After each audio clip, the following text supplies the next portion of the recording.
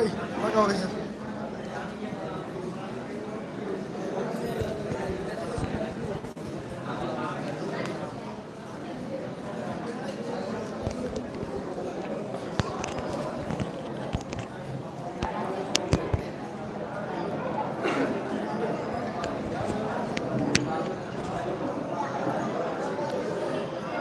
عليكم ورحمة الله وبركاته.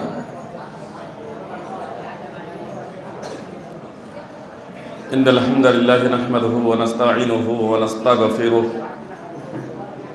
ونعوذ بالله من شرور أنفسنا وسيئات أعمالنا. من يهده الله فلا مضل له ومن يضلل فلا هادي له. أشهد أن لا إله إلا الله وحده لا شريك له وأشهد أن محمدا عبده ورسوله. يا أيها الذين آمنوا اتقوا الله حق تقاته ولا تموتن إلا وأنتم مسلمون. يا أيها الناس اتقوا ربكم الذي خلقكم من نفس واحدة وخلق منها زوجها وبث منهما رجالا كثيرا ونساء واتقوا الله الذي تساءلون به والأرحام إن الله كان عليكم رقيبا. يا أيها الذين آمنوا اتقوا الله وقولوا قولا سديدا يصلح لكم أعمالكم ويغفر لكم ذنوبكم ومن يطع الله ورسوله فقد فاز فوزا عظيما. أما بعد فإن خير الحديث كتاب الله وخير الهدي هدي محمد صلى الله عليه وسلم وشر الأمور محدثاتها وكل محدثة بدعة وكل بدعة ضلالة وكل ضلالة في النار. أعوذ بالله من الشيطان الرجيم. الذين آمنوا اتقوا الله ولتنظر نفس ما قدمت لغد واتقوا الله إن الله خبير بما تعملون.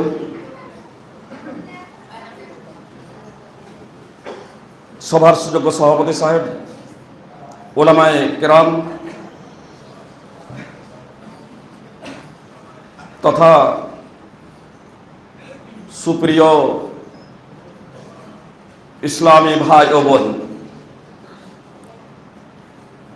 আপনাদের সম্মুখে পবিত্র কোরআন থেকে একটি আয়াত তেলাওয়াত করেছি।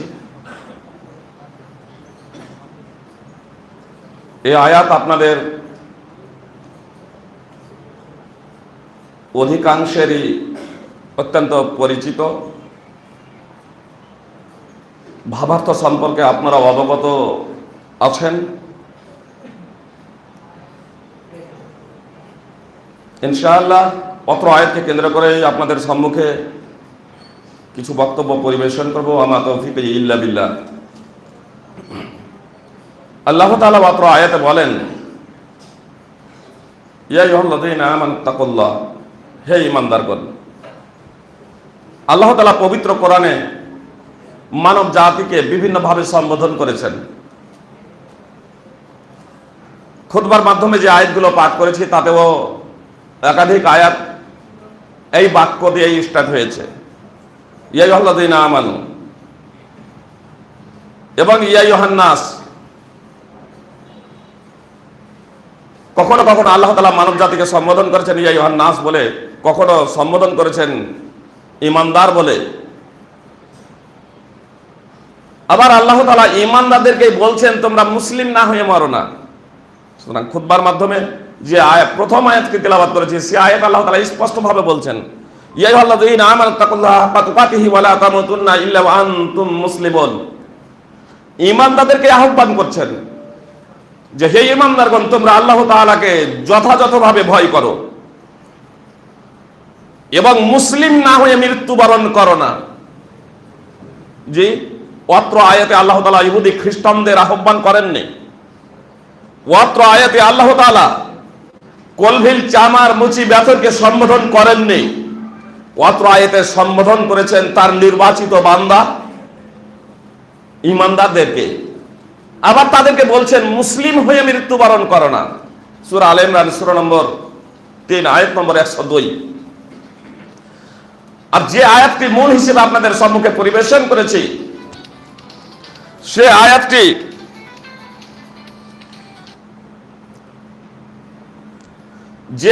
আপনাদের সম্মুখে আলোচ্য বিষয়কে কেন্দ্র করে আলোচনা করে তেলাওয়াত করেছি, যে আয়াতটি আপনাদের সম্মুখে আলোচ্য বিষয়কে কেন্দ্র করে তেলাওয়াত করেছি সেটি হলো সূরা হাশর। সূরা নম্বর 59 আয়াত নম্বর 18। অত্র আয়াতে আল্লাহ তাআলা বলেন, ইয়া আইয়ুহাল্লাযীনা আমানু তাকুল্লাহ, হে ঈমানদারগণ তোমরা আল্লাহ তাআলাকে ভয় করো। ওয়াল তানজুরু নাফসুম মা কদ্দামাত লিগাদ, এবং প্রত্যেক ব্যক্তির ভেবে দেখা উচিত, চিন্তা করা উচিত আগামী কালকের জন্য সে কি প্রেরণ করেছে। ওয়াত্তাকুল্লাহ, আল্লাহকে ভয় করো। ইন্নাল্লাহা খাবীরুম বিমা তা'মালুন, তোমরা যা কিছু করছো নিশ্চয়ই আল্লাহ তাআলা সে সম্পর্কে সম্যক অবগত আছেন। সূরা হাশরের এই একটি আয়াতে আল্লাহ তাআলা দুইবার করে বলছেন আল্লাহ তাআলাকে ভয় করো, সম্বোধন করেছেন ঈমানদার ব্যক্তিদেরকে, তার নির্বাচিত বান্দাদেরকে, এবং বলছেন প্রত্যেক ব্যক্তির চিন্তা করা উচিত সে আগামী কালকের জন্য কি প্রেরণ করেছে। আগামী কাল বলে আল্লাহ তাআলা কিয়ামতকে বুঝিয়েছেন। গাদ শব্দ আরবিতে ব্যবহার করেছেন, যার আবিধানিক অর্থ হলো কাল, আগামী কাল। এই আগামী কালের জন্য আরবিতে গাদ শব্দটি ব্যবহার করা হয়। আল্লাহ তাআলা এখানে কিয়ামত শব্দটি ব্যবহার না করে ওয়াল তানজুরু নাফসুম মা কদ্দামাত লিগাদ, লিনজুরু নাফসুম মা কদ্দামাত লিগাদ, লিগাদ শব্দ ব্যবহার করলেন লিয়াউমিল কিয়ামা, কিয়ামতের দিনের জন্য বললেন না, বললেন আগামী কালকের জন্য। তার কারণ আমরা মনে ভাবি কিয়ামতটা অনেক দূরে। আল্লাহ তাআলা গাদ শব্দটি ব্যবহার করে পবিত্র কোরআনে এই কথা বললেন, আগামী কালকের জন্য কি প্রেরণ করেছে। কিয়ামত বুঝাতে গিয়ে আগামী কালকের জন্য যে আল্লাহ তাআলা বললেন, কিয়ামত বেশি দূরে নয়, অতি সন্নিকটে। সুতরাং পবিত্র কোরআনের বিভিন্ন আয়াতে আল্লাহ তাআলা এর দিকে ইঙ্গিত করেছেন। আল্লাহ তাআলা বলছেন, ওয়া মা আমরু সাআতি ইল্লা কালামিহিল বাসার আও হুয়া আকরাব, কিয়ামতের বিষয়টি চোখের পলকের নেই, কতটুকু সময় লাগে। আল্লাহ তাআলা বলছেন কিয়ামতের বিষয়টি এই রকমই, কিয়ামত সংঘটিত হয়ে যাবে আল্লাহর দরবারে, আল্লাহ তাআলার আদালতে উপস্থিত হতে হবে। তো শেষে গিয়ে বলছেন, ইন্নাল্লাহা খাবীরুম বিমা তা'মালুন, তোমরা যা কিছু করছো সে বিষয়ে সম্যক আল্লাহ তাআলা অবগত। নিশ্চয়ই আল্লাহ তাআলা সে বিষয়ে সম্যক অবগত আছেন, যা কিছু করছি। আব্দুল্লাহ বিন মুআবিয়া আল-গাযরি রাদিয়াল্লাহু তাআলা আনহু হাদিসটি বর্ণিত আছে, নবী সাল্লাল্লাহু আলাইহি সাল্লাম বলেছেন, সালাসুন মান ফাআলাহুন্না ফাকাদ যাকা তুআমাল ঈমান, এমন তিনটি বিষয় আছে যে এই তিনটি কাজ করবে সে ঈমানের স্বাদ পেয়ে যাবে। এমন তিনটি বিষয় আছে যে এই তিনটি কাজ করেছে সে ঈমানের স্বাদ পেয়ে গিয়েছে।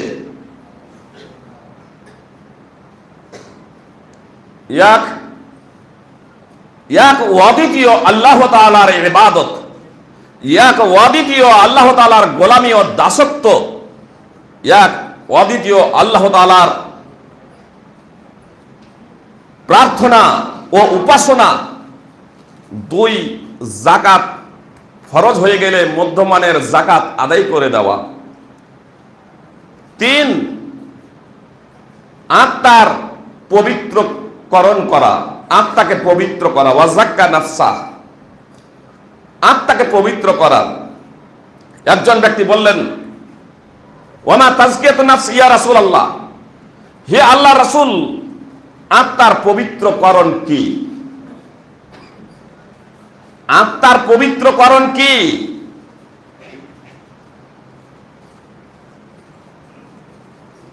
কাপড়ের পবিত্রকরণ আমরা বুঝতে পারি, কাপড়ের পবিত্রকরণ, কাপড়ের পরিষ্কার পরিচ্ছন্নতা, মসজিদের পরিষ্কার পরিচ্ছন্নতা, পবিত্রকরণ আমরা বুঝতে পারি। নিজের শরীরের পরিষ্কার পরিচ্ছন্নতা ও পবিত্রকরণ আমরা বুঝতে পারি। সাহাবীও বুঝছেন। আত্মার পবিত্রকরণ কি সাহাবী এটা বুঝতে পারলেন না। যেমন আল্লাহ রাসূল সাল্লাল্লাহু আলাইহি সাল্লাম বললেন তৃতীয় পর্যায়ে, ওয়াজাক্কা নাফসা, যে আত্মার পবিত্রকরণ করেছে, যে আত্মাকে পবিত্র করেছে, যে আত্মাকে পরিশুদ্ধ করেছে, আল্লাহ রাসূল সাল্লাল্লাহু আলাইহি সাল্লামকে প্রশ্ন করলেন, ওয়ামা তাজকিয়াতুন নাফস, আত্মার পবিত্রকরণ কি? আল্লাহ রাসূল সাল্লাল্লাহু আলাইহি সাল্লাম জবাব দিলেন, আইয়ালামা আন্নাল্লাহা আযজা ওয়া জাল্লা মাহু হাইসু কান। একজন ব্যক্তির এই দৃঢ় বিশ্বাস স্থাপন করা যে সে যেখানেই থাক না কেন তার সাথে আল্লাহ তাআলা আছেন, এই থাক না কেন তার সাথে আল্লাহ তাআলা আছেন। একজন ব্যক্তির এই দৃঢ় বিশ্বাস স্থাপন করা যে সে যেখানেই থাক না কেন আল্লাহ তাআলা তার সাথে আছেন। ইমাম তাবারানী সাগীর হাদিস নম্বর 555, হাদিসটি সহিহ হাসান সনদে বর্ণিত। আল্লাহ তাআলা কোথায় আছেন? আল্লাহ তাআলা কোথায় আছেন? আল্লাহ তাআলা তো আছেন আসমানের উপরে আরশে সমাসীন, সপ্ত আসমানের উপরে আরশ, আর তার উপরে আল্লাহ তাআলা সমাসীন। আর রহমান আলাল আরশি ইস্তাওয়া, সূরা তাহা সূরা নম্বর 20 আয়াত নম্বর 5। অত্র হাদিসে যে রাসূলুল্লাহ সাল্লাল্লাহু আলাইহি সাল্লাম বললেন, একজন মানুষের এই দৃঢ় বিশ্বাস স্থাপন করা সে যেখানেই থাক না কেন আল্লাহ তাআলা তার সাথে আছেন। এর তাৎপর্য কি? এর ব্যাখ্যা এবং বিশ্লেষণ কি? আল্লাহ তাআলা সর্বজ্ঞ, আল্লাহ তাআলা সর্বদর্শী, আল্লাহ তাআলা সবকিছু জানছেন, আল্লাহ তাআলা সবকিছু দেখছেন। প্রকাশ্য দিবালোকে হোক অথবা অমাবস্যার গভীর অন্ধকারে, দুইজনে হোক অথবা একাকী, মুখে উচ্চারণ ব্যতি রেখেও যদি হৃদয়ে অন্তরে কোনো কথা চিন্তা ভাবনা করা হয়, কোন প্রকারের হৃদয়ে চিন্তা ভাবনা করা হয়, তো এই চিন্তা ভাবনা সম্পর্কেও আল্লাহ তাআলা অবগত আছেন, তিনি শুনছেন, তিনি জানছেন। আলিমুম বিদাতি সুদূর, তিনি অন্তর্যামী, তিনি অন্তরে যে কথা দোলা দিচ্ছে এখনো মুখে প্রকাশ করা হয়নি, সেই কথা সম্পর্কেও আল্লাহ তাআলা অবগত আছেন, তিনি জানছেন। তাহলে কত আল্লাহ তাআলা নিকটবর্তী? সপ্ত আসমানের উপরে থাকার পরেও ও আল্লাহ তাআলা কত নিকটবর্তী? আমরা বলি চাঁদ আমাদের মাথার উপরে, সূর্য আমাদের মাথার উপরে, বলি না? কত কোটি দূরে আছে সূর্য বলুন তো? জি, আমরা এখানে বলছি যে ভারতের প্রধানমন্ত্রী নরেন্দ্র মোদী আমাদের সাথে আছেন। আমরা এখান থেকে বলছি যে মমতা ব্যানার্জি, পশ্চিমবঙ্গের মুখ্যমন্ত্রী মমতা ব্যানার্জি আমাদের সাথে আছেন। বলছি না? তিনি কোথায় আছেন? তারা ভারতেই থাকেন, আর ভারতের বাইরে এই সফরে থাকেন না কেন? আমরা তার পার্টির লোক হিসেবে, তার অনুসারী হিসেবে, ভারতীয় নাগরিক হিসেবে আমরা এটা বলি, আরে প্রধানমন্ত্রী আমাদের সাথে আছেন, মুখ্যমন্ত্রী আমাদের সাথে আছেন, অথচ তিনি আছেন কোথায়? হয়তো আমেরিকায় আছেন, হয়তো লন্ডনে আছেন, যে আমাদের সাথে। তাহলে বুঝতে পারলাম সাথে মানে সাথে সাহায্য সহযোগিতা, সাথের মাধ্যম হচ্ছে সাথে সাহায্য সহায়তার মাধ্যমে, মতাদর্শের মাধ্যমে, এগুলো সব সাথেই। তো আল্লাহ তাআলা সাহায্য সহায়তার মাধ্যমে, শাস্তির মাধ্যমে, দর্শনের মাধ্যমে, শ্রবণের মাধ্যমে, জ্ঞানের মাধ্যমে বান্দার সাথে আছে। কাপড় যদি ময়লা হয়ে যায় তবে কি করতে হবে?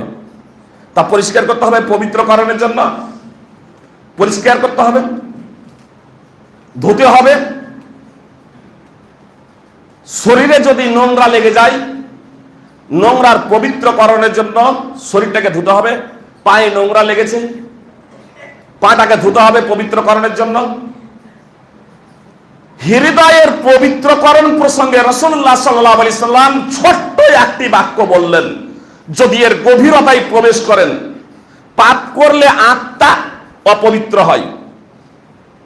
সুনানে তিরমিজিতে এবং ইবনে মাজাহ স্পষ্ট হাদিস আছে, রাসূলুল্লাহ সাল্লাল্লাহু আলাইহি সাল্লাম বলেছেন যে পাপ করলে, সুনানে ইবনে মাজাহ এবং সুনানে তিরমিজি হাদিস নম্বর 3434, রাসূলুল্লাহ সাল্লাল্লাহু আলাইহি সাল্লাম বলছেন যে পাপ করলে আত্মা অপবিত্র হয়, হৃদয়ে কালো দাগ পড়ে যায়। তৎক্ষণাৎ যদি সে আল্লাহ তাআলার কাছে প্রার্থনা করে, আল্লাহ তাআলার কাছে ক্ষমা প্রার্থনা করে, পাপকে বর্জন করে, আল্লাহ তাআলার দিকে প্রত্যাবর্তন করে, তবে দাগগুলো পড়তে পড়তে এই হৃদয়ের চতুর্দিকে কালো দাগ ছেয়ে আল্লাহ রাসূল সাল্লাল্লাহু আলাইহি সাল্লাম বললেন, এটাই হলো রন মরিচিকা যা আল্লাহ তাআলা পবিত্র কোরআনে উল্লেখ করেছেন, কাল্লা বাল রানা আলা কুলুবিহিম মা কানু ইয়াকসিবুন, যে তাদের কৃতকর্মের দরুন তাদের হৃদয়ে মরিচিকা পড়ে গেছে। কাল্লা, কখনোই না, কখনোই না।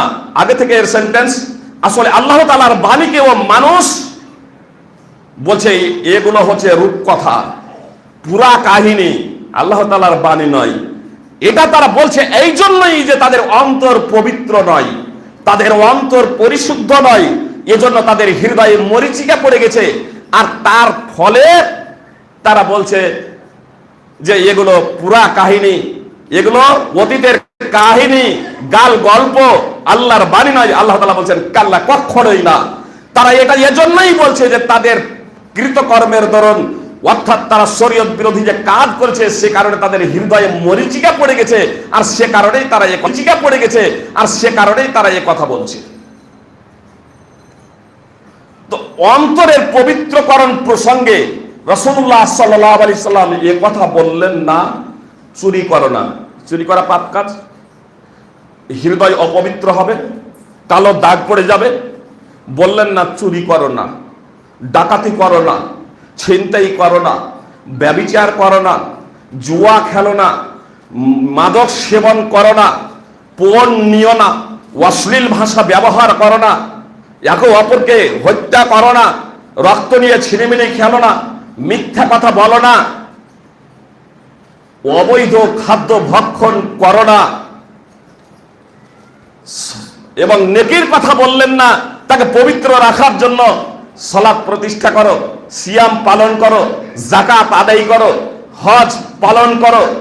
এ কথা আল্লাহ রাসূল সাল্লাল্লাহু আলাইহি সাল্লাম বললেন না। তার কারণ নেকির যে মাধ্যম, নেকির যে মাধ্যম, নেকির যে মাধ্যম, জান্নাতে যাওয়ার যে মাধ্যমগুলো, হৃদয়কে পবিত্র রাখার যে মাধ্যমগুলো, এই মাধ্যমগুলোর সিরিয়াল অনেক, সূচিপত্র অনেক। সালাত প্রতিষ্ঠা করা, সিয়াম পালন করা, যাকাত আদায় করা, হজ করা, এগুলো হচ্ছে নেকির মাধ্যম। পথ থেকে কষ্টদায়ক বস্তু সরিয়ে দেওয়া নেকির কাজ। সৎ কাজের আদেশ করা, নেকির কাজ। অসৎ কাজে বাধা প্রদান করা নেকির কাজ। চুরি, ডাকাতি, ছিনতাই, যা থেকে হৃদয়কে পবিত্র রাখতে হবে, হৃদয় অপবিত্র হবে না, সেই সমস্ত জিনিসগুলোরও সিরিয়াল অনেক, সূচিপত্র অনেক। এজন্য এতগুলো লিস্ট আল্লাহ রাসূল সাল্লাল্লাহু আলাইহি সাল্লাম না বলে, যখন আল্লাহ রাসূল সাল্লাল্লাহু আলাইহি সাল্লামকে প্রশ্ন করছেন সাহাবী, ওয়ামা তাজকিয়াতুন নাফস, হে আল্লাহর রাসূল আপনার পবিত্রকরণ কি, তো ছোট্ট একটি এমন বাক্য রাসূলুল্লাহ সাল্লাল্লাহু আলাইহি সাল্লাম বললেন যে এই বাক্যের মধ্যে সমস্ত কিছু লুকায়িত আছে। আত্মার পবিত্রকরণ হলো এই যে একজন ব্যক্তির এটা দৃঢ় বিশ্বাস স্থাপন করা, সে যেখানেই থাক না কেন আল্লাহ তাআলা তার সাথে আছেন। বলেন, একজন পুলিশের সামনে চোর চুরি করবে, ডাকাত ডাকাতি করতে পারে? যে একজন ইমানদার ব্যক্তি, একজন ইমানদার ব্যক্তি মুলবি সাহেবের সামনে মদ পান করবে? জি, আপনারা দেখেছেন অনেকেই সিগারেট খায়, বিড়ি খায়, মুলবি সাহেবকে দেখে পিছনে লুকায়। যে সামান্য একজন মুলবি সাহেবকে দেখে পিছনে লুকোচ্ছে। একজন চোর চুরি করছে না, ডাকাত ডাকাতি করছে না। যে একজন চোর চুরি করছে না, ডাকাত ডাকাতি করছে না। একজন মুলবি সাহেবকে দেখে, একজন আলেমকে দেখে অপরাধী অপরাধ করার সাহস করতে পারছেন। মান সম্মান লজ্জা বিভিন্ন প্রেক্ষাপটে সে এই কাজগুলো করে থাকছে। তো যে আল্লাহ তাআলা কঠোর শাস্তি দাতা, যে আল্লাহ তাআলা অপরাধীদের কঠোর শাস্তি দাতা, এবং যে আল্লাহ তাআলা তার অনুসারীদের, তার আনুগত্যশীলদের, তার কৃতজ্ঞতা প্রকাশকারীদের পুরস্কৃতকারী, সেই মহান আল্লাহ তাআলা দেখছেন। এই দৃঢ় বিশ্বাস যখন হৃদয়ে জন্মে যাবে, কোন ব্যক্তি কি আর পাপ কাজ করতে পারে? সব সময় একটা মানুষ পাপ কাজ করার জন্য অগ্রসর হচ্ছে, ও দেখছে কোনো মানুষ দেখছে না, কিন্তু আল্লাহ তাআলা দেখছেন হাসরের ময়দানে আমাকে জবাবদিহি করতে হবে। চুরি করতে পারে না, সে ডাকাতি করতে পারে না, সে ছিনতাই করতে পারে না, সে ব্যভিচার করতে পারে না, সে দাগাবাজি করতে পারে না, দেশদ্রোহী হতে পারে না, সে সন্ত্রাসী হতে পারে না, জঙ্গি হতে পারে না। অনুরূপভাবে আল্লাহ তাআলার যে সমস্ত অপরিহার্য বিধান রয়েছে, মুহাম্মদ সাল্লাল্লাহু আলাইহি সাল্লাম যে সমস্ত বিষয়গুলোকে আমাদের উপর অপরিহার্য করে দিয়েছেন, সেই সমস্ত বিষয় থেকে একজন মানুষ শিথিলতা প্রদর্শন করতে পারে না। কখনো অ্যাক্সিডেন্ট হতে পারে, কখনো দুর্ঘটনা ঘটতে পারে, কিন্তু তার হৃদয় তাকে বলবে তোমার দ্বারা অপরাধ সংঘটিত হয়ে গেছে, তুমি ক্ষমা প্রার্থনা করে নাও, তোমার দ্বারা অপরাধ সংঘটিত হয়ে গেছে।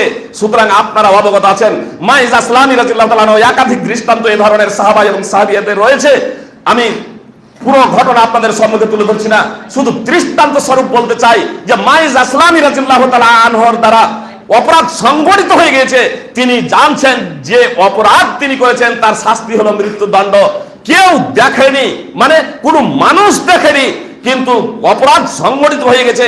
আর অপরাধ সংঘটিত হয়ে যাওয়ার পরে পরেই তিনি আত্মসমীক্ষা করছেন, আমি যে অপরাধটা করে ফেলেছি এটা চরমতম অপরাধ, যদি এখনই আমি এর প্রায়শ্চিত্ত না করি তাহলে কঠিন শাস্তি আমাদেরকে পেতে হবে কিয়ামত দিবসে। এজন্য আল্লাহ তাআলার ভয়ে আল্লাহ রাসূল সাল্লাল্লাহু আলাইহি সাল্লামের দরবারে এসে উপস্থিত, আর 1 2 3 4 নিজেই সাক্ষ্য প্রদান করছেন। শেষ পর্যন্ত তাকে রজম করা হচ্ছে, পাথর মেরে শেষ করে দেওয়া হচ্ছে। এই ইতিহাস মাইজ আসলামের ঘটনা হাদিসের মাধ্যমে আপনারা একাধিকবার শুনেছেন। ভাই সকল, কতটা আত্মা পবিত্র হলে একজন ব্যক্তি অপরাধ যদি তার দ্বারা সংঘটিত হয়ে যায়, সে নিজেই এসে সারেন্ডার হয়ে যায়, আমার দ্বারা অপরাধ হয়ে গেছে, আমাকে পবিত্র করে দিন। আর আজকে আমরা অহরহ অপরাধ করে চলেছি, অহরহ অপরাধ করে চলেছি, অহরহ অপরাধ করে চলেছি, তারপরেও আমরা নিশ্চিন্তে ঘুমাচ্ছি।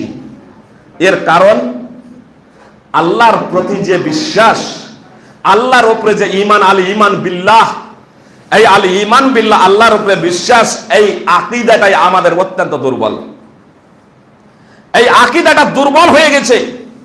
দুর্বল হয়ে যাওয়ার ফলে আমাদের পাপ কাজ করতে দ্বিধা বোধ হয় না, সৎ কাজে শিথিলতা প্রদর্শন করতে আমাদের কোনো সমস্যা হয় না। ভাই সকল, আহলে হাদিস, আহলে হাদিস কি? আহলে হাদিসের বৈশিষ্ট্য কি? এ প্রসঙ্গে আপনারা দীর্ঘ আলোচনা শুনেছেন। আমি শুধু আপনাদের এতটুকু বলতে চাই, বর্তমানে এই বিশেষ করে কয়েক বছর থেকে যেহেতু এই কথা ছড়ানো হচ্ছে আহলে হাদিস বলতে শুধু মুহাদ্দিসিনে কেরাম, মানে এটা আজকে সারা বিশ্বের সমস্ত মুসলিমদের নিকটে, বিশেষ করে ওলামায়ে কেরামদের নিকটে, সে যে কোনো মাসলাক, যে কোনো মাযহাব, যে কোনো মানহাজের ওলামা আলেম হোক না কেন, প্রত্যেক আলেমের নিকটে এটা স্পষ্ট হয়ে গিয়েছে যে আহলে হাদিস হলো ফিরকা নাজিয়া, আহলে হাদিস হলো মুক্তিপ্রাপ্ত দল।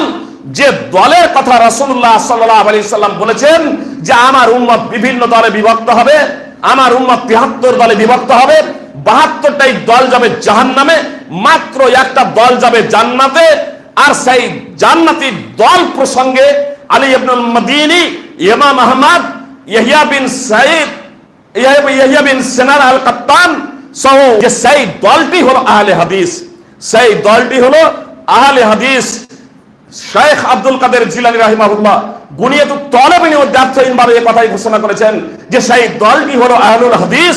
এই আহলে হাদিসই যখন সেই মুক্তিপ্রাপ্ত দল, এই আজকে আমাদের সকলের কাছে স্পষ্ট হয়ে গিয়েছে, তখন কিছু ব্যক্তি আজকে বলতে শুরু করেছেন যে আহলে হাদিস যারা জান্নাতে যাবেন তারা হলেন মুহাদ্দিস। আহলে হাদিস বলতে শুধুমাত্র মুহাদ্দিস, আহলে হাদিস বলতে শুধুমাত্র মুহাদ্দিস। যেমন তাদের এই ধারণাটা ভুল, তেমনি আমাদের এই ধারণা, বিষয়টা বুঝতে পারলেন? যে সমস্ত মানুষেরা এটা বলে আহলে হাদিস বলতে শুধুমাত্র মুহাদ্দিস যারা হাদিস সংকলন করেছেন তারা, অর্থাৎ ইমাম বুখারী, ইমাম মুসলিম, ইমাম আবু দাউদ প্রমুখগণ। এই আকীদা যারা পোষণ করেন তারা যেমন আকীদা, আমল, আচার আচরণ, কৃষ্টি, কালচার যাই হোক না কেন, দুটোই ধারণা। তিনি একটা হাদিস আর ছাগলের মাংস খেয়ে উজু করেননি। ছাগল বাঁধার স্থানে রাসূলুল্লাহ সাল্লাল্লাহু আলাইহি সাল্লাম সালাত আদায় করেন, সালাত আদায়ের কথা বলেছেন। আর উটের মাংস খেয়েছেন, কিন্তু উটের মাংস খেয়ে ওযু করেছেন। আর উট বাঁধার স্থানে সালাত আদায় করতে নিষেধ করেছেন। এই হাদিস বর্ণনা করার পরে ইমাম ইবনে খুযাইমা রাহিমাহুল্লাহ বলছেন, ওয়ালাম নারা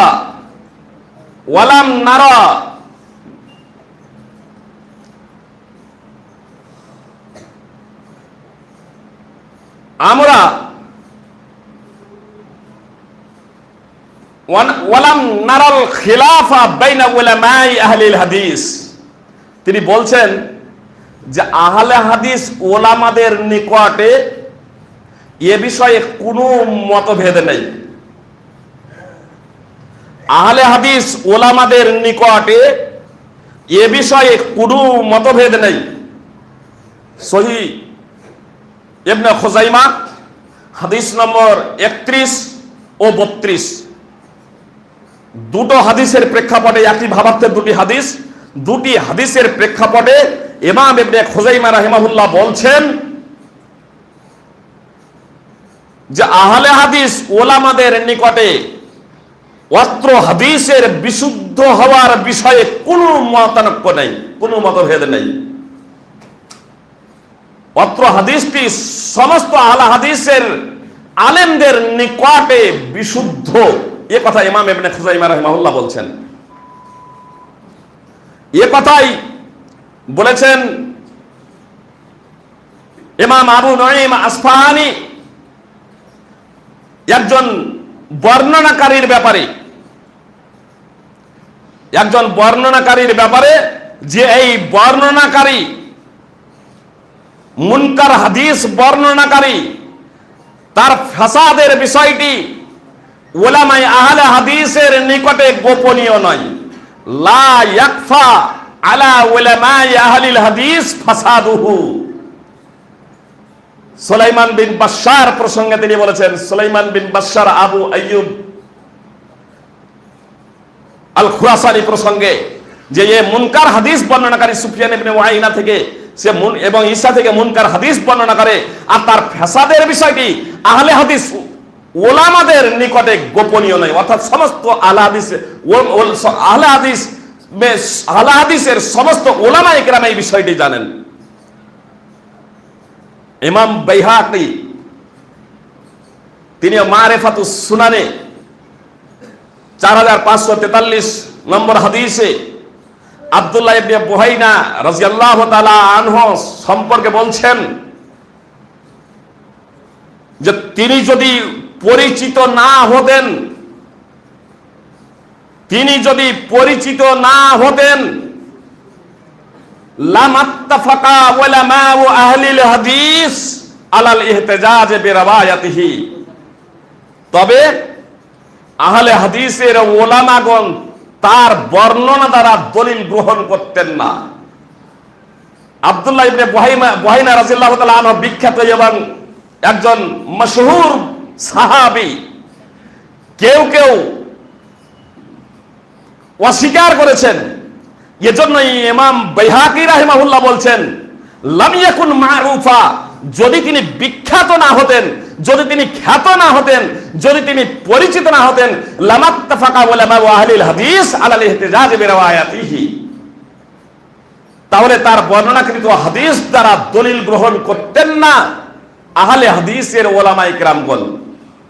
আহলে হাদিস প্রসঙ্গে ইমাম ইবনে তাইমিয়া রাহিমাহুল্লাহ স্পষ্টভাবে বলেছেন যে আহলে হাদিস হলো দুই প্রকারের।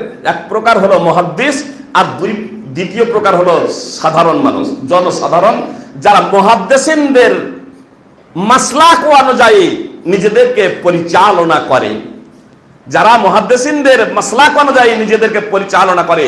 আর ইমাম বাইহাকী, ইমাম ইবনে খুজাইমা এবং ইমাম আবু নাঈম আসফাহানির কথা দ্বারাও এটা স্পষ্ট হয়ে গেল। আর তারা আজ থেকে প্রায় 1000 বছর আগে ইন্তেকাল করেছেন। তিনজন যে ইমামের কথা বললাম, আজ থেকে 1000 বছর আগে ইন্তেকাল করেছেন, 1000 বছর আগে। আর আহলে হাদিস শুধুমাত্র মুহাদ্দিসিনে কিরাম এ কথা বলছেন, ব্রিটিশদের তৈরি এ কথা বলছেন এই 20 শতাব্দীতে এসে কিছু মানুষ, 21 শতাব্দীতে ব্যাপক তারা জোর দিয়েছেন যে এটা হলো ইংরেজদের তৈরি। এই আহলে হাদিস মুক্তিপ্রাপ্ত বা ফেরকা নাজিয়া নয়। তাদের এ ধারণা মুহাদ্দিসিনে কিরামদের তাদেরও জন্মের বহু বছর আগে এ মাযহাব তো প্রতিষ্ঠিত হয়েছে 4th হিজরি শতাব্দীতে। আর ইমাম ইবনে খুজাইমা 4th হিজরি শতাব্দীর প্রথমেই বলছেন যে আহলে হাদিস দুটি, একটা হলো আহলে হাদিসদের ওলামা মুহাদ্দিসিনে কিরাম, আর হাদিসের সনদ এবং মতন প্রসঙ্গে যখন কথা বলছেন এই আহলে হাদিসদের ওলামা অর্থাৎ মুহাদ্দিসিনে কিরামদের প্রসঙ্গে বলছেন।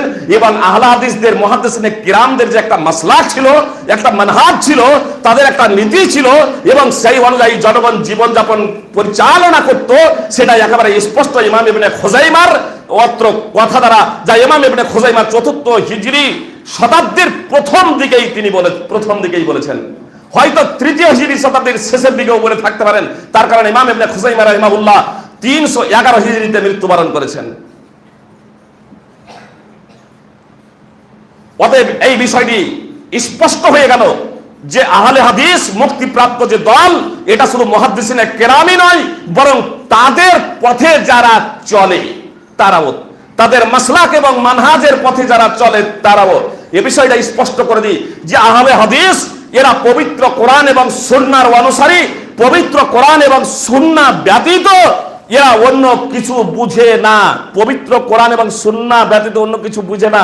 এর তাৎপর্য এই নয় যে সাহাবায়ে কেরাম রাদিয়াল্লাহু তাআলা আনহুমদের অনুসরণ করেন না, বরং পবিত্র কোরআন এবং সুন্নাহ থাকতে কোনো ব্যক্তির কথাকে তারা গ্রহণ করে না, বরং সর্বপ্রথম পবিত্র কোরআন আর পবিত্র কোরআনকে বুঝে সুন্নাহ করা, অতঃপর পবিত্র কোরআন এবং সুন্নাহকে বুঝে সাহাবায়ে কেরাম রাদিয়াল্লাহু তাআলা আনহুম যেভাবে বুঝেছেন সেইভাবে, যেভাবে সাহাবায়ে কেরাম রাদিয়াল্লাহু তাআলা আনহুম বুঝেছেন সেইভাবে পবিত্র কোরআন এবং সুন্নাহকে আহলে হাদিসরা বুঝে থাকেন। আর এই আহলে হাদিস হলো তারাই যারা পবিত্র কোরআন এবং সুন্নাহকে বুঝে সাহাবায়ে কেরাম সালাফগণ যেভাবে পবিত্র কোরআন এবং সুন্নাহকে বুঝেছেন, আর এরাই হলো মুক্তিপ্রাপ্ত দল। অতএব আমাদের চুপ করে বসে থাকলে হবে না ভাই, আমাদের চুপ করে বসে থাকলে হবে না। সময় যেহেতু সংক্ষিপ্ত, বিস্তারিত আলোচনা করা সম্ভব নয়। আমি শুধু আপনাদের এতটুকু বলতে চাই যে পবিত্র কোরআন পদদলিত হবে, পবিত্র কোরআন পদদলিত হবে, সুন্নাহ পদদলিত হবে। আর একজন আহলে হাদিস নীরবতা অবলম্বন করবে, প্রতিবাদ করার সামর্থ্য থাকা সত্ত্বেও এটা আহলে হাদিসের বৈশিষ্ট্য নয়। আব্দুল্লাহ ইবনে উমর রাদিয়াল্লাহু তাআলা আনহু একদা হাদিস বর্ণনা করছেন, রাসূলুল্লাহ সাল্লাল্লাহু আলাইহি সাল্লাম বলেছেন যে তোমরা আল্লাহর বান্দীদের মসজিদে যেতে নিষেধ করো না, আল্লাহর বান্দীদের মসজিদে যেতে নিষেধ করো না, মেয়েদের মসজিদে যেতে বাধা প্রদান করো না যদি মেয়েরা তোমাদের কাছে মসজিদে যাওয়ার অনুমতি চায়। তখন আব্দুল্লাহ ইবনে উমর রাদিয়াল্লাহু তাআলা আনহুর এক ছেলে বললেন, আল্লাহর কসম আমি কিন্তু তাদেরকে মসজিদে যেতে বাধা প্রদান করব, ওয়াল্লাহি লানামনাহুন্না, আল্লাহর কসম আমি কিন্তু তাদেরকে মসজিদে যেতে বাধা প্রদান করব। এ কথা শোনার পরে আব্দুল্লাহ ইবনে উমর রাদিয়াল্লাহু তাআলা আনহু এত রাগান্বিত হয়েছিলেন আব্দুল্লাহ বিন উমারের পুত্র সালেম বলছেন যে এত ভাষা তার জন্য খারাপ করেছিলেন যা কোনো দিনই করেনি আব্দুল্লাহ ইবনে উমার। মুজাহিদের বর্ণনায় রয়েছে দারাবাব ফি সাদরিহি, আব্দুল্লাহ ইবনে উমার শুধু তাকে গালি দিয়েছিলেন তাই নয়, বরং মুজাহিদের বর্ণনায় আব্দুল্লাহ ইবনে উমার থেকে মুজাহিদ রাদিয়াল্লাহু তাআলা আনহু বর্ণনা করছেন যে আব্দুল্লাহ ইবনে উমার তার সেই পুত্রের বুকে মেরেছিলেন, সজোরে আঘাত করেছিলেন। আমি বলছি আল্লাহ রাসূল সাল্লাল্লাহু আলাইহি সাল্লাম বলেছেন, তোমাদের কারো কাছে যদি তোমাদের মেয়েরা মসজিদে যাওয়ার অনুমতি চাই তাহলে বাধা প্রদান করবে না, অনুমতি দেবে, আর তুমি বলছো আমি বাধা প্রদান করব। আব্দুল্লাহ ইবনে উমার রাদিয়াল্লাহু তাআলা আনহু মেরেছিলেন। সহিহ মুসলিম হাদিস নম্বর 442। মুজাহিদ রাদিয়াল্লাহু তাআলা আনহু আব্দুল্লাহ ইবনে সূত্রে বর্ণনা করেছেন, সহিহ এই মুসনাদ আহমদে হাদিস আছে, হাদিসটি সহিহ। মুজাহিদ বলছেন মা কাল্লামাহু হাত্তা মাত। আব্দুল্লাহ ইবনে উমার রাদিয়াল্লাহু তাআলা আনহু তার সেই পুত্রের সাথে আমৃত্যু কথা বলেননি। কিসের জন্য? সুন্নাহর বিরুদ্ধাচরণ হবে, এটা একজন আহলে হাদিস মেনে নিতে পারে না। নিজের শরীরের ক্ষতি হতে পারে, নিজের জীবনের হানি হতে পারে, তার কারণ আপনাকে সুন্নাহকে নিজের জীবন থেকেও বেশি ভালোবাসতে হবে।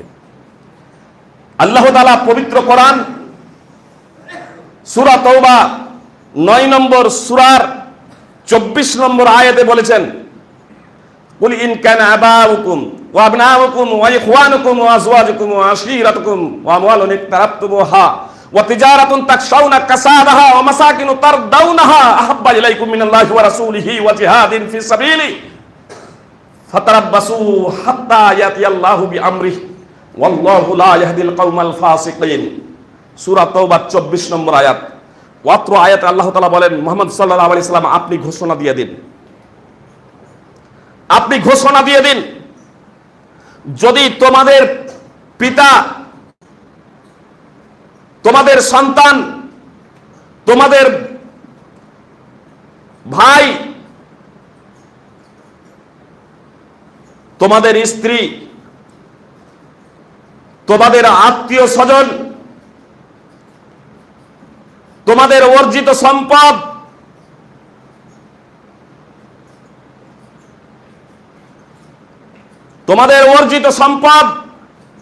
তোমাদের ব্যবসা বাণিজ্য যার মন্দা হয়ে যাওয়ার আশঙ্কা করো, তোমাদের প্রিয় বাসস্থান, এই জিনিসগুলো যদি আল্লাহ এবং তার রাসূল এবং আল্লাহর পথে সংগ্রাম করা থেকে অধিক প্রিয় হয়ে যায়, তবে অপেক্ষা করো আল্লাহর নির্দেশে নিয়ে আসা পর্যন্ত। আল্লাহ তাআলা ফাসিক সম্প্রদায়কে হেদায়েত করেন না। পিতা, পুত্র, ভাই, স্ত্রী, আত্মীয় স্বজন, অর্জিত ধন সম্পদ, ব্যবসা বাণিজ্য যার মন্দা হয়ে যাওয়ার আশঙ্কা করছো, প্রিয় বাসস্থান, এগুলো থেকেও বেশি প্রিয় হতে হবে আল্লাহ এবং তার রাসূল এবং আল্লাহর পথে সংগ্রাম করা। অন্যথায় অপেক্ষা করো আল্লাহর নির্দেশ নিয়ে আসা পর্যন্ত। আল্লাহ ফাসিক সম্প্রদায়কে হেদায়েত করেন না। আব্দুল্লাহ বিন হিশাম রাদিয়াল্লাহু তাআলা আনহু বলেন যে আমরা আল্লাহ রাসূল সাল্লাল্লাহু আলাইহি সাল্লামের সাথে একদা চলছিলাম, আর আল্লাহ রাসূল সাল্লাল্লাহু আলাইহি সাল্লাম উমর রাদিয়াল্লাহু তাআলা আনহুর হাতটি ধরেছিলেন। তো উমর রাদিয়াল্লাহু তাআলা আনহু আল্লাহ রাসূল সাল্লাল্লাহু আলাইহি সাল্লামকে বললেন যে আল্লাহ রাসূল, আমার জীবন থেকে, আমার জীবন ব্যতীত সমস্ত কিছু থেকে আপনাকে বেশি ভালোবাসি। উমর রাদিয়াল্লাহু তাআলা আনহু বলছেন যে আমার জীবন ব্যতীত, আমার জীবন ছাড়া যা কিছু আছে সব কিছু থেকেই আপনাকে বেশি ভালোবাসি। আল্লাহ রাসূল সাল্লাল্লাহু আলাইহি সাল্লাম বললেন না, না। অপর বর্ণনায় আছে লা ইউমিনু আহাদুকুম হাত্তা আকুনা আহাব্বা ইলাইহি মিন নাফসিহি, তোমাদের কেউ ততক্ষণ মুসলিম হতে পারে না, তোমাদের কেউ ততক্ষণ ঈমানদার হতে পারে না যতক্ষণ না তার নিকটে তার নিজের জীবন থেকেও আমি অধিক প্রিয় হব। আল্লাহ রাসূল সাল্লাল্লাহু আলাইহি সাল্লাম বললেন উমারকে, উমার, তুমি এখনো পূর্ণ ঈমানদার হতে পারোনি। আল্লাহর কসম করে বলছি, যার হাতে আমার জীবন, তোমার নিজের থেকেও আমাকে বেশি ভালোবাসতে হবে। উমর রাদিয়াল্লাহু তাআলা আনহু বললেন, আল্লাহ রাসূল, এখন তাহলে আপনি আমার নিজের জীবন থেকেও অধিক প্রিয়। আল্লাহ রাসূল সাল্লাল্লাহু আলাইহি সাল্লাম বললেন, আল আন ইয়া উমর, উমর তুমি এতক্ষণে পূর্ণাঙ্গ ঈমানদার হয়েছো। সহিহ বুখারী হাদিস নম্বর 6632 এবং মুসনাদ আহমদ হাদিস নম্বর 18047। ভালোবাসতে হবে নিজের জীবন থেকেও। বলেন, আন আনাসিন ক্বালা ক্বালা রাসূলুল্লাহ সাল্লাল্লাহু আলাইহি সাল্লাম, লা ইউমিনু আহাদুকুম হাত্তা আকুনা আহাব্বা ইলাইহি মিন ওয়ালিদিহি ওয়া ওয়ালাদিহি ওয়ান নাসি আজমাইন। সহিহ বুখারী হাদিস নম্বর 15 এবং সহিহ মুসলিম হাদিস নম্বর 44। রাসূলুল্লাহ সাল্লাল্লাহু আলাইহি সাল্লাম বলছেন, ওয়াল্লাযী নাফসি বিয়াদিহি লা ইউমিনু আহাদুকুম হাত্তা আকুনা আহাব্বা ইলাইহি মিন ওয়ালিদিহি ওয়া ওয়ালাদিহি ওয়ান নাসি আজমাইন। সেই সত্তার কসম, যার হাতে আমার জীবন, তোমাদের কেউ ততক্ষণ পর্যন্ত ঈমানদার হতে পারে না যতক্ষণ না আমি তার নিকটে তার পিতা, সন্তান এবং সমস্ত লোক থেকে অধিক প্রিয় না হব। রাসূলুল্লাহ সাল্লাল্লাহু আলাইহি সাল্লামকে সব থেকে বেশি ভালোবাসতে হবে, নইলে ঈমানদার হওয়া যাবে না। আল্লাহকে হৃদয় থেকে ভালোবাসি, আমরা অনেকেই বলি আল্লাহকে খুব ভালোবাসি। অনেক বেনামাজি আছে, আমি নামাজি থেকে ভালো, বলতে বলতে বলে যে নামাজটাই পড়ি না তাই যা, নামাজটাই পড়ি না তাই যা। আল্লাহকে কত ভালোবাসি, বুক চিরে দেখানোর হলে বুক চিরে দেখে দিতাম। আপনার এই ভালোবাসার আল্লাহর কাছে কোনো গুরুত্ব নেই। আল্লাহ তাআলা স্পষ্ট ভাবে বলছেন, কুল ইন কুনতুম তুহিব্বুনাল্লাহ ফাত্তাবিউনি ইউহিব্বুকুমুল্লাহ ওয়া ইয়াগফির লাকুম যুনুবাকুম আল্লাহু গফুরুর রহিম। সূরা আল ইমরান সূরা নম্বর 3 আয়াত নম্বর 31। মুহাম্মদ সাল্লাল্লাহু আলাইহি সাল্লাম আপনি বলে দিন, যদি তোমরা আল্লাহ তাআলাকে ভালোবাসো তবে আমার আনুগত্য করো। যদি তোমরা আল্লাহ তাআলাকে ভালোবাসো তবে আমার আনুগত্য করো, তবে আল্লাহ তাআলা তোমাদের ভালোবাসবেন এবং তোমাদের পাপসমূহ মোচন করে দেবেন। আল্লাহ তাআলা অত্যন্ত ক্ষমাশীল এবং অত্যন্ত দয়ালু। আল্লাহকে ভালোবাসার প্রমাণ দিতে হবে মুহাম্মদ সাল্লাল্লাহু আলাইহি সাল্লামের অনুসরণের মাধ্যমে, মুহাম্মদ সাল্লাল্লাহু আলাইহি সাল্লামের আনুগত্যের মাধ্যমে। হাফেজ ইমাদউদ্দিন ইবনে কাসির রাহিমাহুল্লাহ অত্র আয়াতের তাফসীরে লিখছেন, অত্র আয়াত ফায়সালা করে দিয়েছে, যে ব্যক্তি মুখে দাবি করে আমি আল্লাহকে ভালোবাসি অথচ মুহাম্মদ সাল্লাল্লাহু আলাইহি সাল্লামের অনুসরণ করে না, সেই ব্যক্তি তার দাবিতে মিথ্যাবাদী। যে ব্যক্তি মুহাম্মদ সাল্লাল্লাহু আলাইহি সাল্লামের অনুসরণ করে না, আকীদা, আমলে, আচার আচরণে, ব্যবহারে, সেই ব্যক্তি যতই দাবি করুক যে আমি আল্লাহ তাআলাকে ভালোবাসি, সে তার এই দাবিতে মিথ্যাবাদী। পবিত্র কোরআনের এই একটি আয়াতই ফায়সালা করে দিয়েছে, যদিও পবিত্র কোরআনে অনেক আয়াত আছে এ ধরনের। এই ভাবাতে প্রায় একাধিক আয়াত আছে যে মুহাম্মদ সাল্লাল্লাহু আলাইহি সাল্লামের অনুসরণ ব্যতীত কেউ আল্লাহকে ভালোবাসতে পারে না। যদি আল্লাহকে ভালোবাসতে হয় তবে মুহাম্মদ সাল্লাল্লাহু আলাইহি সাল্লামের অনুসরণ করতে হবে। আল্লাহ তাআলা বলেন, ইয়া আইয়ুহাল্লাযীনা আমানু লা তুকাদ্দিমু বাইনা ইয়াদাইল্লাহি ওয়া রাসূলিহি ওয়াত্তাকুল্লাহা ইন্নাল্লাহা সামিউন আলীম। হে ঈমানদারগণ, তোমরা আল্লাহ এবং তার রাসূলের অগ্রণী হইও না। তোমরা আল্লাহ এবং তার রাসূলের অগ্রণী হইও না। আল্লাহকে ভয় করো, নিশ্চয়ই আল্লাহ তাআলা সর্বশ্রোতা এবং সর্বজ্ঞ। আল্লাহ তাআলা সর্বশ্রোতা এবং সর্বজ্ঞ। ইয়া আইয়ুহাল্লাযীনা আমানু লা তারফাউ আসওয়াতাকুম ফাওকা সাওতিন নবী। হে ঈমানদারগণ, তোমরা তোমাদের আওয়াজ নবীর আওয়াজ থেকে উঁচু করো না। ওয়ালা তারফাউ বাদাকুম লিবাদিন। ইয়া আইয়ুহাল্লাযীনা আমানু লা তারফাউ আসওয়াতাকুম ফাওকা সাওতিন নবী ওয়ালা তারফাউ বাদাকুম লিবাদিন ওয়ালা তারফাউ ওয়ালা তাজহারু কাজহারি বাদিক ওয়ালা তাজহারু বিল কাওলি কাজহারিকুম লিবাদিন। ইয়া আইয়ুহাল্লাযীনা আমানু লা তারফাউ আসওয়াতাকুম ফাওকা সাওতিন নবী ওয়ালা তাজহারু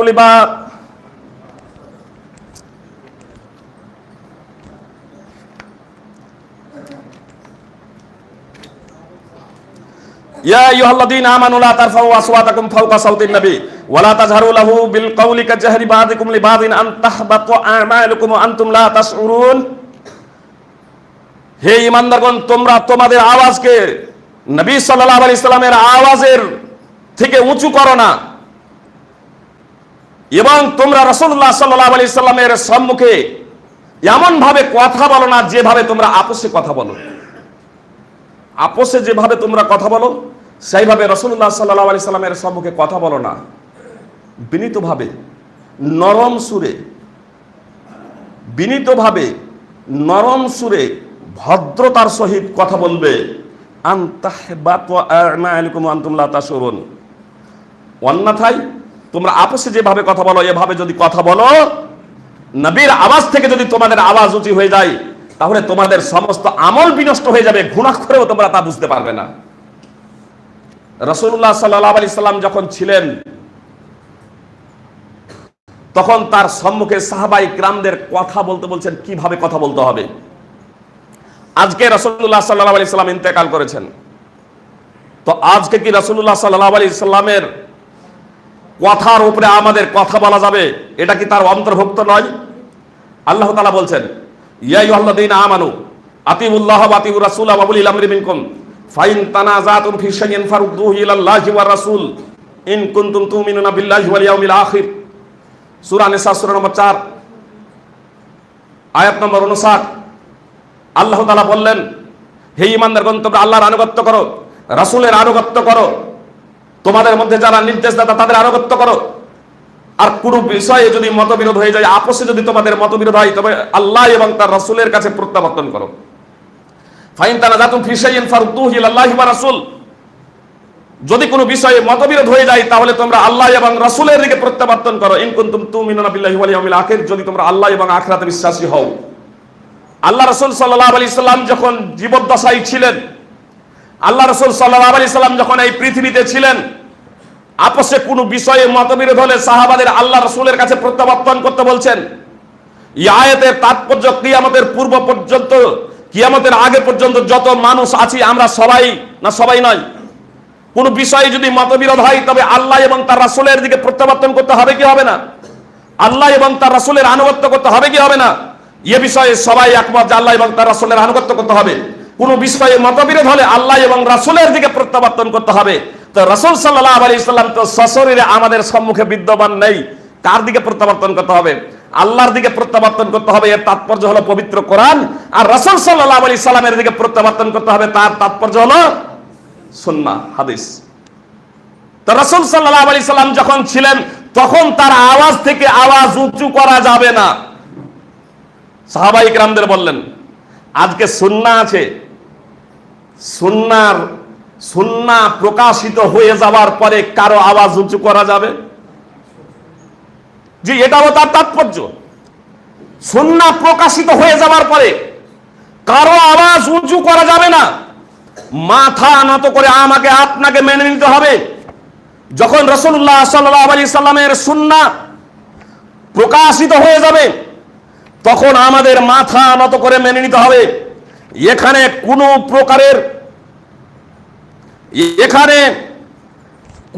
প্রকারের আওয়াজ উঁচু করা যাবে না। যদি আওয়াজ উঁচু করা হয় তাহলে আমল ধ্বংস হয়ে যাওয়ার আশঙ্কা রয়েছে। এজন্য আল্লাহ তাআলা সতর্ক করে দিচ্ছেন যে তোমরা রাসূলের আওয়াজ থেকে উঁচু করো না। আপোষে যেভাবে কথা বলো সেইভাবে তোমরা কথা বলো না। যে আমরা আপোষে এক অপরের কথাকে অস্বীকার করতে পারি।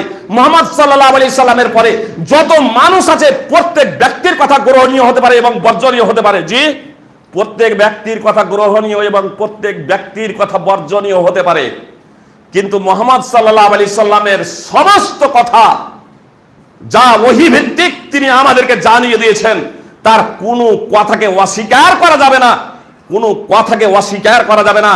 আবু মুসা আশআরী রাদিয়াল্লাহু তাআলা আনহু হাদিস, আবু মুসা আশআরী রাদিয়াল্লাহু তাআলা আনহুকে একদা উমর রাদিয়াল্লাহু তাআলা আনহু ডেকে পাঠালেন। তখন উমর রাদিয়াল্লাহু তাআলা আনহু মুসলিম জাহানের প্রেসিডেন্ট। আবু মুসা আশআরী উমর ফারুক রাদিয়াল্লাহু তাআলা আনহুর দরবারে এলেন, আর দরবারে আসার পরে তিনবার সালাম দিলেন। উমর রাদিয়াল্লাহু তাআলা আনহু মনে মনে সালামের জবাব দিচ্ছেন, মনে মনে সালামের জবাব দিচ্ছেন। তার কারণ একজন সাহাবী সালাম দিচ্ছেন মানে দোয়া করছেন, তার জন্য দোয়া করছেন, সালামটা হলো দোয়া, তার জন্য ক্ষমা প্রার্থনা করছেন, রহমতের কামনা করছেন। তো উমর রাদিয়াল্লাহু তাআলা আনহু চাচ্ছেন যে আরো বলুক, মনে মনে জবাব দিচ্ছেন। কিন্তু আবু মুসা আশআরী 3 বার সালাম দেওয়ার পরে জবাব না পেয়ে সেখান থেকে ফিরে চলে যাচ্ছেন। একটু পরে উমর বের হয়ে দেখছেন নাই। উমর রাদিয়াল্লাহু তাআলা আনহু রাগান্বিত হয়ে গেলেন, আর রাগান্বিত হয়ে যাওয়ার পরে লোক পাঠিয়ে দিলেন, আবু মুসা আশআরীকে ডেকে নিয়ে এসো।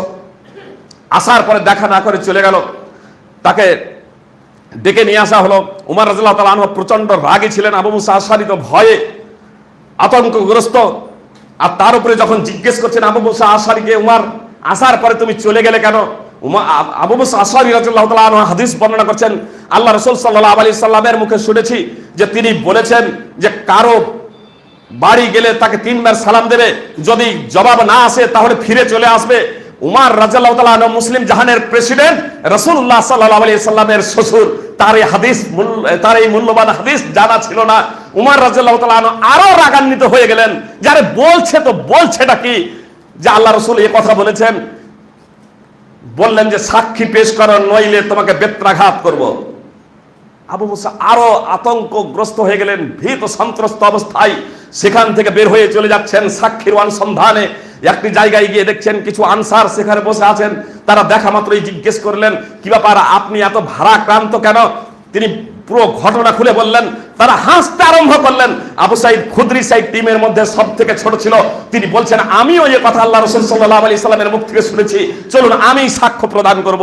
এসে যখন সাক্ষ্য প্রদান করলেন, উমর রাদিয়াল্লাহু তাআলা আনহু যিনি মুসলিম জাহানের প্রেসিডেন্ট, এখানে তিনি আত্মওয়াহাবিকেই না ভুগে বরং তিনি নির্দ্বিধায় স্বীকার করলেন, রাসূলুল্লাহ সাল্লাল্লাহু আলাইহি সাল্লামের সুন্নাহর সম্মুখে মাথা নত করে দিলেন।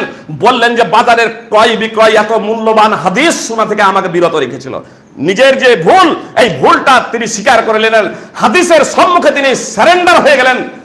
সঙ্গে সঙ্গে তিনি সারেন্ডার হয়ে গিয়ে নিজের ভুলের কথা ঘোষণা করছেন যে বাজারের ক্রয় বিক্রেতা, বাজারের ক্রয় বিক্রয় আমাকে এ মূল্যবান হাদিস শ্রবণ করা থেকে বিরত রেখেছিল। ভাই সকলে, এভাবেই সাহাবায়ে কেরাম রাদিয়াল্লাহু তাআলা আনহুম আত্মসমর্পণ করেছেন। অনেক সময় আমরা হাদিস বুঝতে ভুল করি, অনেক সময় হাদিস বুঝতে ভুল করি, কিন্তু পরবর্তীতে যখন বুঝে আসে তখন ওই ভুলের উপরে অটল থাকি। এতদিন থেকে করে এলাম, যদি বলে যে আজকে এটা আপনি ছাড়ছেন কেন, তাহলে বলবে যে এতদিন বুঝতে পারেননি। লোকে কি বলবে এই ধারণাতে সত্যকে স্বীকার করে বা স্বীকার করি না। এ প্রসঙ্গে একটা উদাহরণ দিই।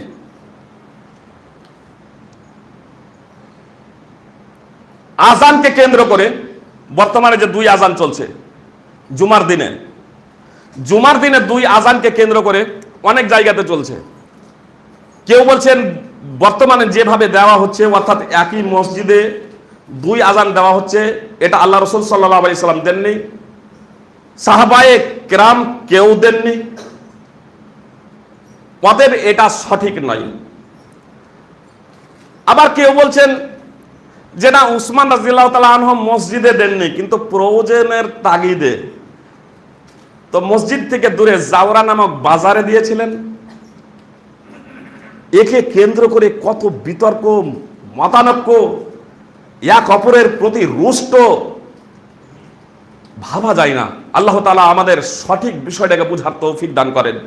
ভাই সকল, শুধু একটু আমি নিরপেক্ষ দৃষ্টিভঙ্গি নিয়ে বিষয়টাকে বোঝানোর প্রচেষ্টা করছি যে উসমান রাদিয়াল্লাহু তাআলা আনহু, একে বলা হয় মাসালে মুরসালা, বিশেষ প্রয়োজনের তাগিদে উসমান রাদিয়াল্লাহু তাআলা আনহু যে জিনিসটা করেছিলেন, যে জাওরা নামক যে বাজার, সেই বাজারে যে আজানের নীতিটা চালু করেছিলেন, সেখানে লোকজনের সমাগম থাকার ফলে এবং মসজিদের আজান সেখানে না পৌঁছানোর কারণে, লোকজনের সমাগম মসজিদ থেকে দূরে, লোকজনের সংখ্যাধিক্য, মসজিদের আওয়াজ সেই জায়গাতে পৌঁছায় না, এই লক্ষ্য উদ্দেশ্যে উসমান রাদিয়াল্লাহু তাআলা আনহু ওখানে আজানটা চালু করেছিলেন জুমার দিনে। আল্লাহ রাসূল সাল্লাল্লাহু আলাইহি সাল্লাম মেম্বারে বসার পরে যে আজানটা দেওয়া হতো, সেই আজান থেকে একটা এক্সট্রা আজান জাওরা নামক বাজারে চালু করেছিলেন। আমি যে কারণটা উল্লেখ করলাম, যে সংখ্যাধিক্যের কারণে, জনগণ বৃদ্ধির কারণে, সমাবেশের কারণে, জাওরা নামক স্থানে আজানটা দেওয়া হয়েছিল, মসজিদে নয়, মসজিদের আওয়াজ পৌঁছাচ্ছিল না, এ বিষয়ে কোনো আলেমের দ্বিমত নেই, কোনো আলেমের দ্বিমত নেই। সবাই এ বিষয়ে একমত যে হ্যাঁ এই কারণে উসমান রাদিয়াল্লাহু তাআলা আনহু দিয়েছিলেন ওখানে। তারপরে এবার কিছু আলেম কি বলছেন, বলছেন যে যেহেতু বর্তমানে মসজিদ থেকে ওই দূরে আওয়াজটা পৌঁছে যাচ্ছে, এজন্য উসমানের ওই আজানটা যদি মসজিদ থেকেই যদি দেওয়া হয় তাহলে উসমানী আজান এটা হয়ে গেল। নাউযুবিল্লাহি মিন যালিক। এটা ভুল কত আপনাদের একটু শুধু দৃষ্টি আকর্ষণ করলে আপনারা বুঝতে পারবেন যে লোকসংখ্যা যখন বৃদ্ধি হলো, জনসংখ্যা যখন বৃদ্ধি হলো, জাওরা নামক স্থানে উসমান তো একটি আজান চালু করলেন, মসজিদে নাবাবিতে একটি আজান কেন চালু করলেন না?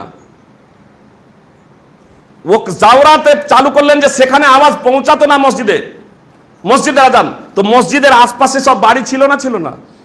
মসজিদের আশপাশে বাড়ি ছিল, এ বিষয়ে কারো কোনো দ্বিমত নেই। জাওরার আজান মসজিদের আশপাশে আসছে না, আর মসজিদের আজান জাওরাতে যাচ্ছে না, এজন্য প্রয়োজনের তাগিদে জাওরাতে দিলেন কিন্তু মসজিদে দিলেন না। তাহলে মসজিদে আজানের প্রয়োজন ছিল না?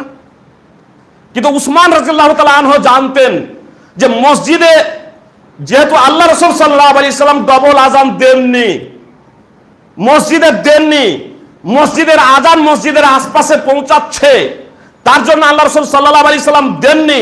তো উসমান রাদিয়াল্লাহু তাআলা আনহু মসজিদে আজান বৃদ্ধি করেননি, বরং যেখানে আওয়াজ পৌঁছাচ্ছিল না সেখানে দিয়েছিলেন। যে প্রয়োজনের তাগিদে উসমান রাদিয়াল্লাহু তাআলা আনহু দিয়েছিলেন, সেই প্রয়োজন আজকে সমস্ত আলেমের ঐক্যমতে শেষ হয়ে গেছে। তারাই বলছেন যে মসজিদ আজকে ডবল দিচ্ছে এজন্য যে মসজিদ থেকেই আওয়াজটা পৌঁছে যাচ্ছে। তো মসজিদ থেকেই যখন আওয়াজ পৌঁছে যাচ্ছে, আল্লাহ রাসূল সাল্লাল্লাহু আলাইহি সাল্লামের সুন্নতি আজান যখন মসজিদ থেকে পৌঁছে যাচ্ছে, তখন সেই এক্সট্রা আজানের প্রয়োজন কি? এটা রাসূলুল্লাহ সাল্লাল্লাহু আলাইহি সাল্লামের সুন্নাত চাপা পড়ে যাচ্ছে না? অবশ্যই এখানে রাসূলুল্লাহ সাল্লাল্লাহু আলাইহি সাল্লামের সুন্নাত চাপা পড়ে যাচ্ছে। আলী রাদিয়াল্লাহু তাআলা আনহুর সম্মুখে যখন একজন মদ্যপায়ীকে নিয়ে আসা হলো, তখন আলী রাদিয়াল্লাহু তাআলা আনহু আব্দুল্লাহ বিন জাফরকে বললেন যে একে কোড়া লাগাও। আব্দুল্লাহ বিন জাফর কোড়া লাগাতে শুরু করলো, আব্দুল্লাহ বিন জাফর কোড়া লাগাতে শুরু করলো। আর আলী রাদিয়াল্লাহু তাআলা আনহু আলী রাদিয়াল্লাহু তাআলা আনহু গণনা করতে শুরু করলেন, হাত্তা বালাগা নাহবা 40, যখন 40-এর মতো, সহিহ মুসলিমের বর্ণনা, অপর বর্ণনা হয় 40, যখন 40 কোড়া পৌঁছালো, তখন আলী বললেন আমসিক, দাঁড়িয়ে যাও। ইবনে জাফর যে প্রহার করছিলেন তাকে বললেন এবার দাঁড়িয়ে যাও, আর কোড়া মারতে হবে না। এবার দাঁড়িয়ে গেলেন। তারপরে বললেন যে আল্লাহ রাসূল 40 কোড়া লাগিয়েছেন, আবু বকর রাদিয়াল্লাহু তাআলা আনহু 40 কোড়া লাগিয়েছেন, উমর রাদিয়াল্লাহু তাআলা আনহু 80 কোড়া লাগিয়েছেন। তিনি বললেন কুল্লুন সুন্নাহ, প্রত্যেকটাই সুন্নাহ, প্রত্যেকটাই সুন্নাহ, হাদা আহাব্বু ইলাইয়া, তবে আমার নিকটে এই যে 40 কোড়া এটাই হলো উত্তম। আমার নিকটে এই 40 কোড়াটাই উত্তম। কেন? আল্লাহ রাসূল এটা লাগিয়েছেন, আবু বকর লাগিয়েছেন। এখানে কুল্লুন সুন্নাহ যে বললেন, আল্লাহ রাসূলের সুন্নাত তো সুন্নাতই, আর আবু বকরের সুন্নাত, এজন্য যে আবু বকর আল্লাহ রাসূলের সুন্নাতটা আদায় করলেন, উমরের এটাকে সুন্নাত বললেন। সুন্নাতের আবিধানিক অর্থ হচ্ছে তারিকা, পথ, রীতি, নীতি। এটা হলো উমরের নীতি, সবগুলোই নীতি বললেন। তারপরে আলী রাদিয়াল্লাহু তাআলা আনহু বলছেন 40 মারা পরে থেমে যেতে বলছেন, আমার নিকটে এটাই উত্তম। সহিহ মুসলিম হাদিস নম্বর 1707। যদি 80 কোড়া মারতে গেলে আমাদের ধারণা মতে আল্লাহ রাসূলের সুন্নাত বজায় থাকলো আর উমরের সুন্নাত বজায় থাকলো, তাহলে 80 কোড়া মারাটা সুন্নাত হতো না? হতো না? আলী রাদিয়াল্লাহু তাআলা 80 কোড়া মারতেন না? মারতেন না। কিন্তু 80 কোড়া মারলে আল্লাহ রাসূল সাল্লাল্লাহু আলাইহি সাল্লাম এবং আবু বকরের সুন্নাত আদায় হতো না, এ কথা আলী রাদিয়াল্লাহু তাআলা আনহু চতুর্থ খলিফা দ্বারা স্পষ্ট। যে এজন্যই তো বলছেন যে আমার নিকটে এটাই হচ্ছে উত্তম। না হলে 40-এর পরেই তো 80, কি বলছেন ভাই? 40-এর পরে 80 না নাই? 40-এর পরে 80, আর 80-র মধ্যেই 40 ভরা আছে। 80-র মধ্যেই 40 ভরা থাকলেও আলী রাদিয়াল্লাহু তাআলা আনহু এটা জ্বালিয়ে দিলেন। যখন ৮০ মারা হবে তখন উমার এবং আবু বকরের সুন্নাত পালন করা হবে না। সেটা উমারের আদর্শ হতে পারে, উমারের নীতিটা হতে পারে, কিন্তু আল্লাহ রাসূল সাল্লাল্লাহু আলাইহি সাল্লামের নীতি নয়। আর আমাদের কার নীতি অনুসরণ করতে হবে? রাসূলুল্লাহ সাল্লাল্লাহু আলাইহি সাল্লামের নীতি অনুসরণ করতে হবে। মসজিদে যখন ডবল আযান দেওয়া হবে তখন উসমানের তো অনুসরণ নয়, আল্লাহ রাসূল সাল্লাল্লাহু আলাইহি সাল্লামের সুন্নাত এখানে পদদলিত হচ্ছে। আল্লাহ রাসূল সাল্লাল্লাহু আলাইহি সাল্লামের সুন্নাত পদদলিত হচ্ছে যদি জুমার দিনে দুটো আযান দেওয়া হয়। দ্বিতীয় প্রেক্ষাপটে, হাদিসের প্রেক্ষাপটে আরেক আলোচনা করা যেতে পারে যে আলাইকুম বিসুন্নতি ওয়া সুন্নাতিল খুলাফায়ে রাশিদিন। আল্লাহ রাসূল বললেন যে আমার সুন্নাত এবং আমার খুলাফায়ে রাশিদিনের সুন্নাত। ওয়াসুলে ফিকহ যদি উঠিয়ে দেখেন সেখানে স্পষ্ট লেখা আছে প্রথমটা যদি মারেফা হয় আর দ্বিতীয়টাও মারেফা হয় তাহলে তার লক্ষ্য উদ্দেশ্য এক। পবিত্র কোরআনে এই প্রসঙ্গে আয়াত আছে যে ইয়াকুব আলাইহিস সালাম তার পুত্রদেরকে জিজ্ঞেস করছেন আমার পরে তোমরা কার ইবাদত করবে? তখন তারা বলছেন নাবুদু ইলাহাকা ওয়া ইলাহা আবাইকা, তোমার ইলাহ এবং তোমার বাপ দাদাদের ইলাহ, তোমার এলা এবং তোমার বাপ দাদাদের এলা। তাহলে তোমার বাপ দাদাদের এলা তোমার এলা আলাদা? আল্লাহ রাসূলের সুন্নাত আর সাহাবা খোলাফায়ে রাশিদিনের সুন্নাত আলাদা? মুল্লা আলী কারি হানাফি ওয়াক্র হাদিসের প্রেক্ষাপট লিখছেন যে খোলাফায়ে রাশিদিন, সুন্নাতুল খোলাফায়ে রাশিদিন বলার মূল লক্ষ্য উদ্দেশ্য হলো যে খোলাফায়ে রাশিদিন রাদিয়াল্লাহু তাআলা আনহুম তারা রাসূলুল্লাহ সাল্লাল্লাহু আলাইহি সাল্লামের সুন্নাতকে বাস্তবায়নের জন্য অগ্রণী ছিলেন।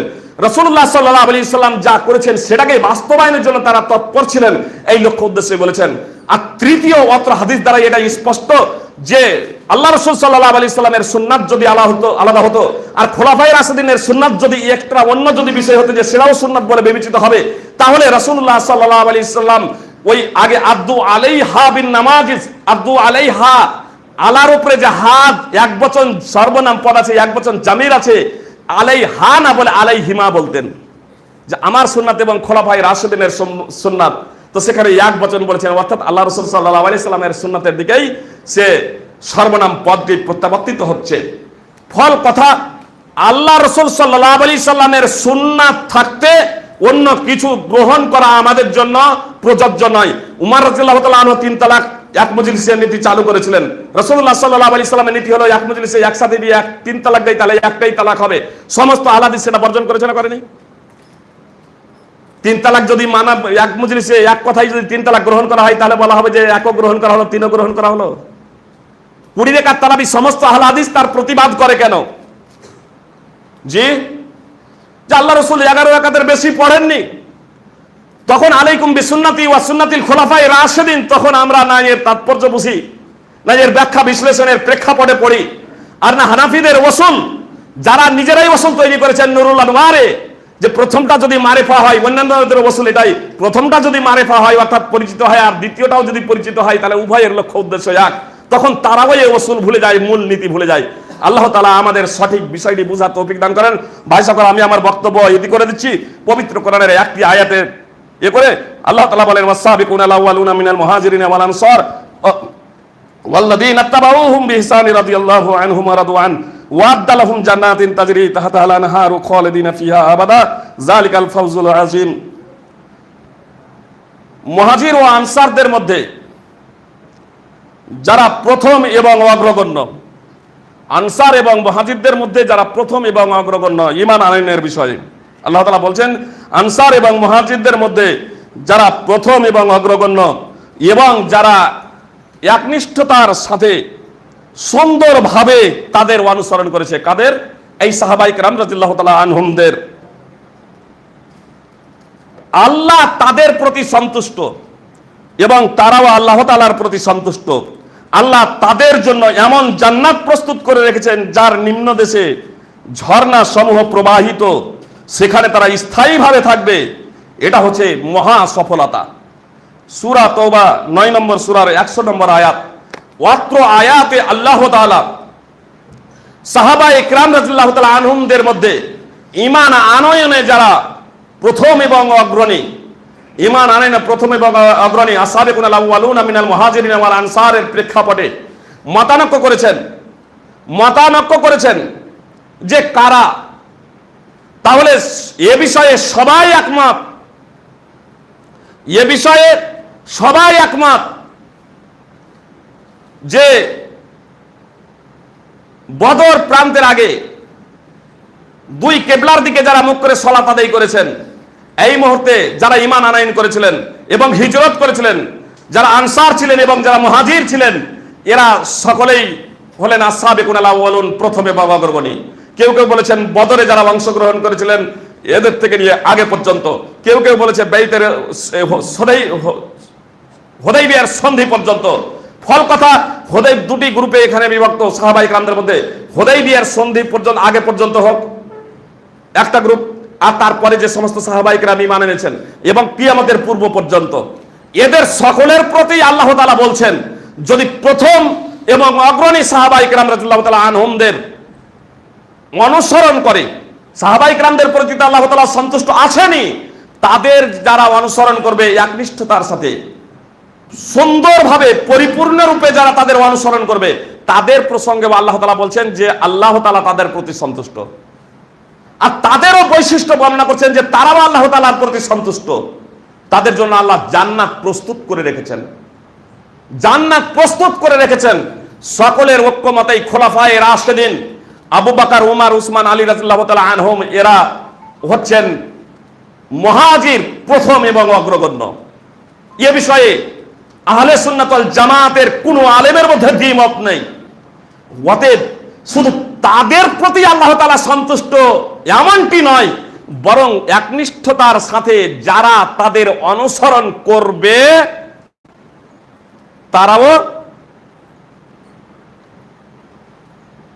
জান্নাতে যাবে। এ কথা আল্লাহ তাআলা স্পষ্টভাবে বলছেন, আমি তাদের জন্য জান্নাত তৈরি করে রেখেছি কিয়ামতের পূর্ব পর্যন্ত যত মানুষ জন্মগ্রহণ করবে। অতএব আসুন আমরা আমাদের নিজেদের সংস্কার এবং সংশোধন করে নিই। শুধু নাম নিয়ে থাকলে হবে না, বরং পবিত্র কোরআন ও সুন্নাহ অনুযায়ী আমরা জীবন যাপন করি। পবিত্র কোরআন এবং সুন্নাহ অনুযায়ী জীবন যাপন করি। আর এই পবিত্র কোরআন এবং সুন্নাহ অনুযায়ী জীবন যাপন করার লক্ষ্য এবং উদ্দেশ্যে একজন আহলে হাদিসকে চুপ করে বসে থাকলে হবে না।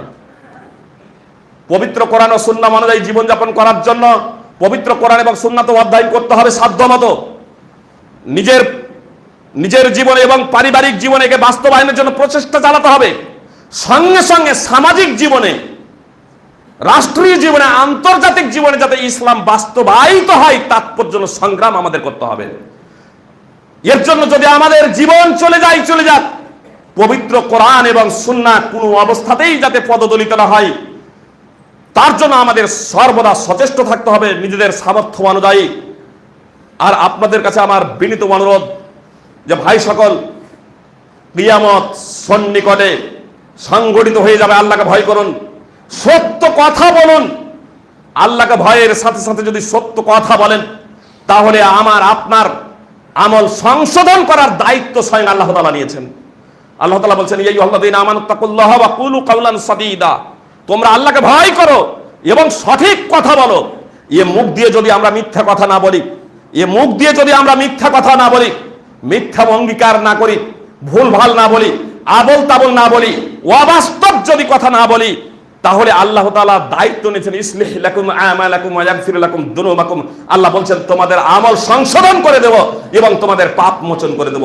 অতএব আসুন আজ থেকে আমরা দৃঢ় প্রতিজ্ঞাবদ্ধ হয়ে যাই। অতীতে আমাদের যা কিছু হয়েছে সেগুলোকে নিয়ে আমরা আত্মসমীক্ষা করি, একটু পর্যালোচনা করি এবং ভুল ত্রুটি যদি হয়ে থাকে সেগুলো আল্লাহ তাআলার কাছে ক্ষমা প্রার্থনা চেয়ে নিই এবং আগামীতে যাতে ভুল ত্রুটি না হয় তার জন্য আমরা সর্বদা সচেতন থাকি। আল্লাহ তাআলা আমাদের প্রত্যেকে পবিত্র কোরআন ও সুন্নাহ অনুযায়ী জীবনযাপন করার তৌফিক দান করেন। আমিন। আকুলু কাওলি হাযা আস্তাগফিরুল্লাহ লি ওয়া লাকুম ওয়ালিল মুসলিমিন। আসসালামু আলাইকুম ওয়া রাহমাতুল্লাহি ওয়া বারাকাতুহু।